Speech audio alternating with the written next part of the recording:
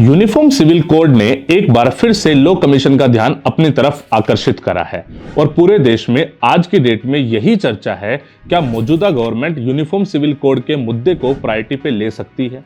आज की इस वीडियो में हम कंप्लीट एनालिसिस करने की कोशिश करेंगे कि आखिर ये यूनिफॉर्म सिविल कोड है क्या, क्या इसके पैमाने हैं और ये हमारी सोसाइटी में किस तरह से बदलाव डालता है या प्रभाव डालता है। इसके लिए हम एकदम बेसिक से शुरू करेंगे।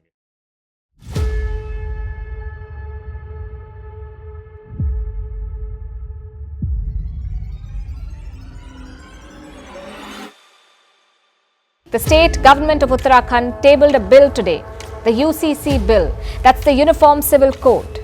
The Uniform Civil Code will be kept in the cabinet, and this will in fact be the main subject of discussion. Uniform Civil Code essentially are equal status to all citizens, one nation, one law, accommodates aspirations of the youth, promotes gender parity in some of the provisions.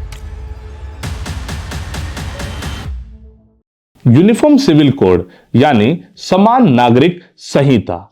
हमें अगर uniform civil code को समझना है तो बिल्कुल scratch से start करना पड़ेगा। स्क्रैच से कुछ ऐसे, जैसे कि मैं बहुत ही देसी भाषा में समझाता हूं। सरकार अगर किसी भी मुद्दे या जगह को गवर्न करने की कोशिश करती है तो वहां के लिए कुछ लॉ बनाती है, जिसको हिंदी में हम कानून कहते हैं। अब ये कानून हमारे इंडियन सिस्टम में दो भाग में डिवाइड करे गए हैं। पहला जिसको हम बोलते हैं सिविल कोड, दूसरा जिसको हम बोलते हैं क्रिमिनल कोड। ये सिविल कोड और क्रिमिनल कोड क्या है, मैं बिल्कुल बेसिक से समझाता हूं। कुछ पारिवारिक टाइप के मुद्दे, जैसे कि शादी, जैसे कि तलाक, बच्चे की कस्टडी, इस टाइप के जो भी मुद्दे होंगे दो पार्टीज या दो इंडिविजुअल के बीच, उनको नॉर्मली रखा जाता है सिविल कोड में। वहीं पे अगर मैं क्रिमिनल कोड की बात करूं तो कुछ क्राइम्स जैसे कि चोरी, डकैती, रेप, जो इस प्रकार के क्राइम्स है उनको रखा जाता है क्रिमिनल लॉ में। अब अगर हम क्रिमिनल लॉ को समझने की कोशिश करें तो क्रिमिनल लॉ हमारे पूरे देश में ऑलरेडी यूनिफॉर्म है।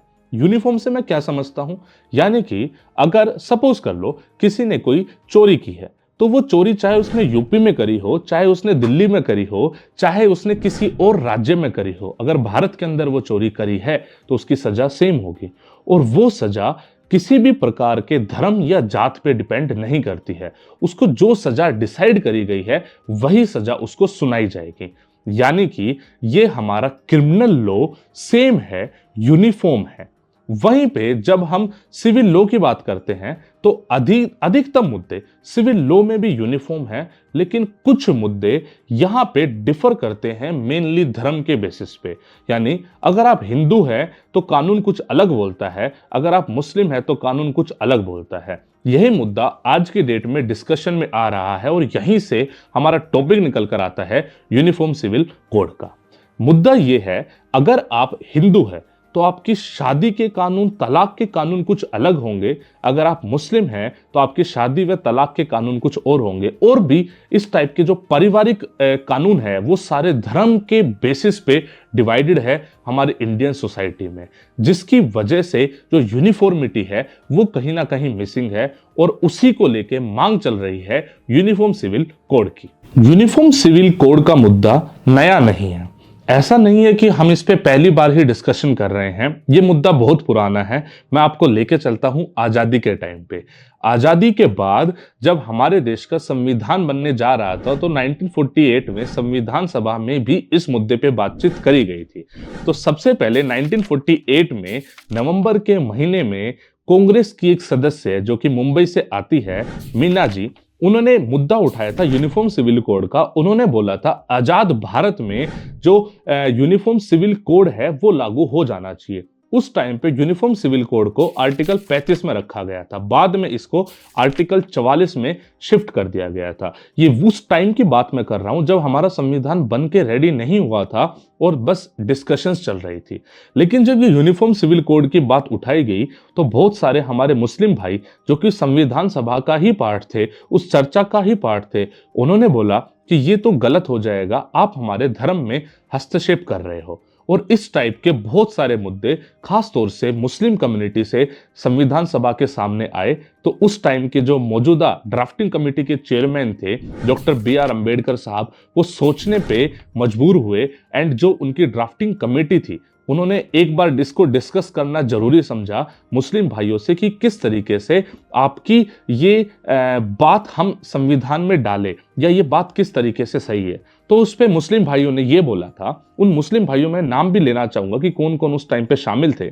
अगर मैं स्पेसिफिक इंडिविजुअल्स की बात करूं तो उस टाइम आवाज उठाने वाले लोगों में थे मोहम्मद इस्माइल साहब, नसरुद्दीन अहमद महबूब, अली बैग साहब, हुसैन इमाम, ऐसे बहुत सारे मुस्लिम लीडर।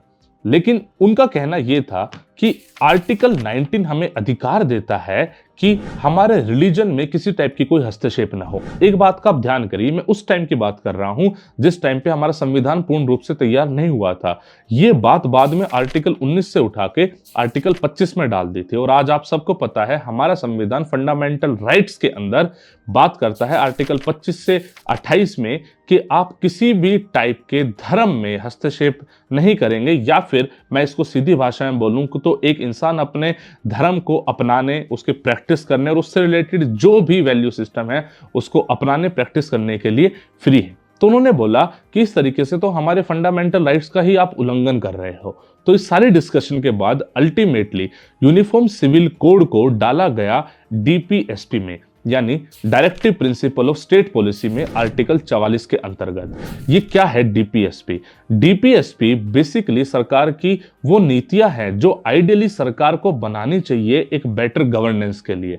और आर्टिकल 44 में बोल दिया गया कि आर्टिकल 44 बोलता है कि जो गवर्नमेंट होगी वो गवर्नमेंट भारत में एक यूनिफॉर्म सिविल कोड स्थापित करेगी। और इस चीज को उस डिस्कशन में आने वाली पार्लियामेंट पे छोड़ दिया गया कि आने वाली पार्लियामेंट इस चीज को अपने अकॉर्डिंग लागू कर ले। लेकिन आज तक आपको पता है कि ये डीपीएसपी आर्टिकल 44 लागू नहीं की गई है। जब डीपीएसपी की बात हो गई है तो मेरे हिसाब से एक बार डीपीएसपी को भी समझ लेना चाहिए कि आखिर ये डीपीएसपी है क्या। देखिए, हमारे कुछ ऐसे मौलिक अधिकार है जिसको हम फंडामेंटल राइट्स बोलते हैं, अगर वो हमारे पूरे ना हो तो हम सुप्रीम कोर्ट तक भी जा सकते हैं और बोल सकते हैं कि हमारे अधिकारों का हनन हुआ है या हमारे अधिकार हमें नहीं मिले हैं, हमारे अधिकार हमें दी जाए, और सुप्रीम कोर्ट उस पर एक्ट करेगी। वहीं पे ही directive principle of state policy basically दिशा निर्देश है सरकार को कि सरकार को बेटर गवर्नेंस के लिए बेसिकली ऐसे काम करना चाहिए।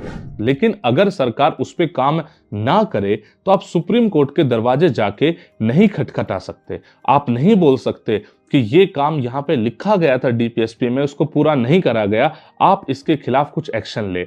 सुप्रीम कोर्ट ये क्लियरली आपको बोल देगी कि ये डीपीएसपी के अंडर है, इस पे सरकार की मर्जी है, सरकार काम करना चाहे तो कर सकती है।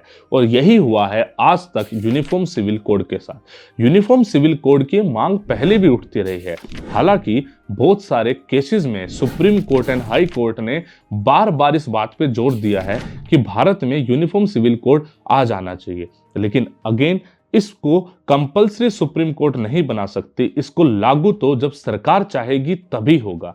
अब इसी मुद्दे पे टाइम टू टाइम काफी सरकारों ने कोशिश करी, काफी बार चर्चाएं भी हुई कि यूनिफॉर्म सिविल कोड को भारत में लागू कर दिया जाए, लेकिन ऐसा आज तक हो नहीं पाया। अभी ये बात डिस्कशन में क्यों है?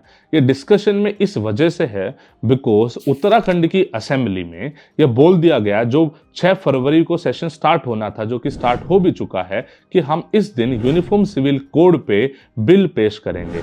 और अगर ऐसा हो गया तो उत्तराखंड में धामी जी की सरकार यूनिफॉर्म सिविल कोड बना देगी। अब इसी के साथ जब एक स्टेट में यूनिफॉर्म सिविल कोड आ रहा है तो ऑब्वियस सी बात है हर स्टेट के नागरिक इस चीज की मांग करेंगे ही कि यूनिफॉर्म सिविल कोड हमारे स्टेट में क्यों नहीं, यूसीसी पूरे भारत में क्यों नहीं। और इसी वजह से यह मुद्दा चर्चे में आ गया। मैं आपको बिल्कुल सिंपल भाषा में इस टॉपिक को समझाने में मेरे हिसाब से कामयाब हुआ हूं। आप इस बात को इस तरीके से समझ लीजिए कि अगर यूनिफॉर्म सिविल कोड आ जाता है तो जो सिविल लॉज मैंने बताए थे, जिसमें कि बेसिकली पारिवारिक मामले होते हैं, शादी, तलाक, बच्चे की कस्टडी, उसमें हर कुछ यूनिफॉर्म हो जाएगा। यानी कि आप किसी भी धर्म से बिलोंग करते हैं, आपकी शादी से रिलेटेड लो, तलाक से रिलेटेड लो, बच्चे कस्टडी या फिर इस टाइप के कोई भी और मुद्दे, इन सब के जो लॉ है, जो कानून है, वो सेम हो जाएंगे। ये परिभाषा है यूनिफॉर्म सिविल कोड की। अगर आपको ये वीडियो पसंद आई है तो इस वीडियो को लाइक शेयर सब्सक्राइब जरूर कीजिए। इसी टाइप के बेहतरीन टॉपिक्स एक सिंपल भाषा में मैं आपके लिए लाता रहूँगा एंड आप भी इसी टाइप से हमारा साथ देते रहिए। जय हिंद, जय भारत।